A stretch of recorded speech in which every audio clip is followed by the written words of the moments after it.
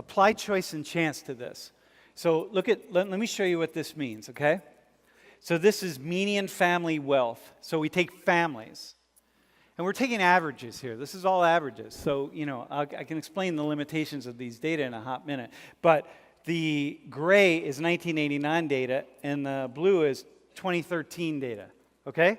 So it's not fully up to date. It's 4 years old, but it hasn't changed that much. And so you take all of the wealth you take all of your debt, all of your assets, and you subtract your debt. That includes a house, right? So if you live if you buy a $500,000 house, but you only put $100,000 down on it, that means the bank owns $400,000. That means you don't have a $500,000 house. That means you own 1/5 of a $500,000 house. Is that cool? Because you only own, all you have invested in that is $100,000. So then you take all of your wealth, all of your assets, and you subtract your debt from it, and that becomes your wealth. So family wealth on average. So look at white people. So here's for average white people. Now, mind you, this also, because this is median, so this is half the white people are above this and half are below. So it also throws off the data. It's not an average, right? But nonetheless, and then look at Asians. Now, this is particularly high because increasingly, and we're going to talk about Asians, I don't know when. I was going to do it today, and then I just decided to talk about this. But what we're seeing, the reason Asian family wealth is particularly high, and it's really catching up to white people, is because increasingly Asians coming to the United States are more highly educated. And so you come, with college degrees, or you come with PhDs, or you come, and then you move into areas, into fields that are, where you can make more money. And so, whereas lots of Hispanics coming into the United States, historically, large numbers of Latinos coming into the U.S. come over land. And so lots of people can be less wealthy and whatever the case is. So we see that number and then we have different forms of racism. But anyway, these are newer immigrants. There's a lot of poverty in the Asian community, but these are newer immigrants. And so we see numbers much higher. So it's sort of like, hang on. So anyway, Asian, I have so much I want to say. I'm losing my mind here trying to hold it straight. So whites, Asians, Hispanics, blacks, okay? So see this? Did you have a question, bro? I was just wondering if that was annual household incomes. Yes, exactly. It includes household income. This is wealth. This is wealth. All the money they have, all the assets they have. So you add your stocks and your bonds and your cars and the principal that you have in your life insurance policy, the cash in a whole life policy. It includes, your land. It includes everything, right? But then start subtracting all your debt, including student debt and car loans and one thing after another. Okay? Yep. So now, mind you, look at these differences here. What accounts for these differences? Choice and chance. Choice. Are these people making choices? So let's take choice one. Let's just stick ourselves right in choice. So you got to say, well, these people must be, if we're going to land right there, right? This is a free country. Anybody can get rich. Anybody can do whatever they want to do in the United States. You come here, my grandfather did it. Anybody can do it, whatever the case is, right? Stay in chance.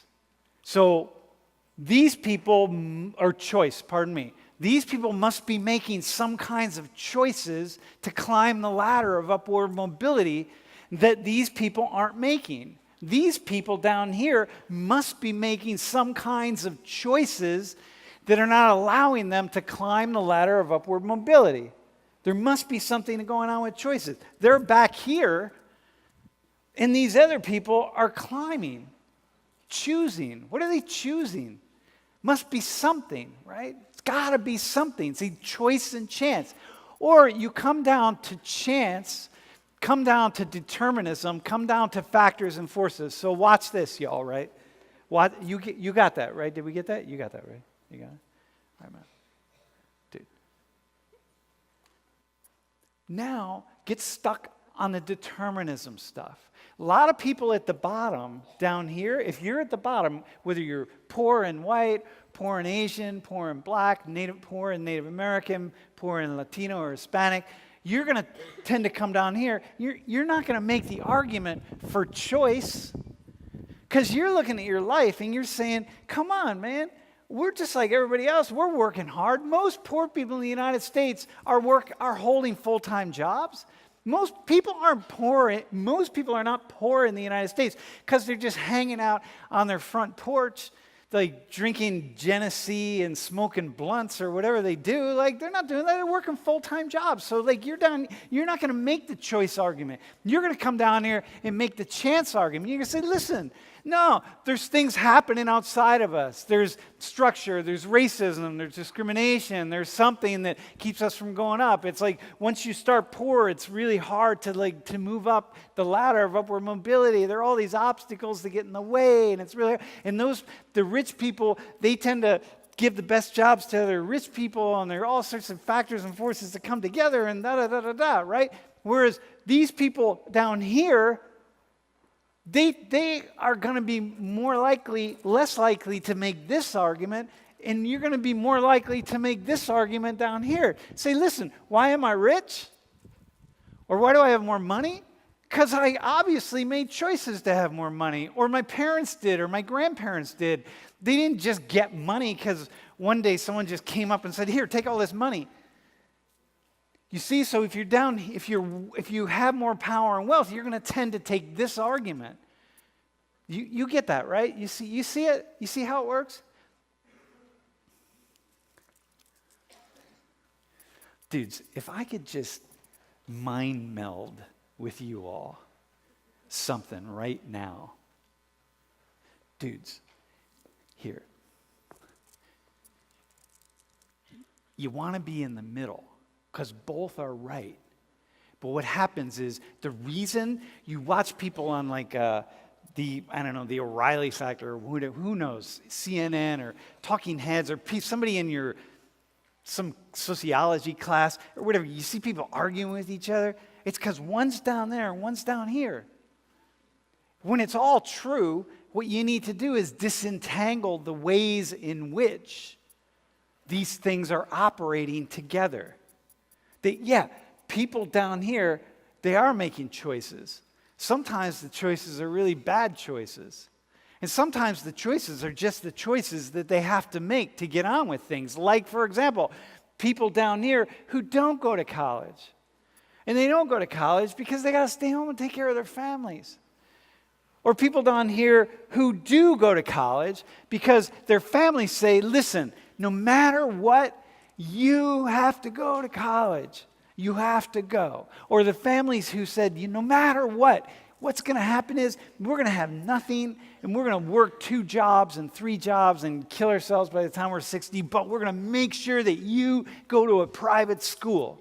Because you just are. Because if you go to a private school, you're going to get a better education, and then you're going to do better than we did. And then the other family down here is like, listen, man, I'm working 2 jobs, but the one job I keep getting laid off of, I can't afford that private school. And it's like, come on, man, I'm working really, really, really hard. But there are other things going on that I can't sing into the private school. And then you end up, okay, so you go to a community college, or you end up majoring in, sociology instead of engineering because you didn't really pick the math stuff up really well when you were younger, and because of the school you went to, and they sucked, and they just kept passing you through the math classes, and then you got to Penn State and you took your first math class, and you're like, holy dang, man, and then any number of things. You see, it all goes together. All the stories are true. They're all true. Are we cool?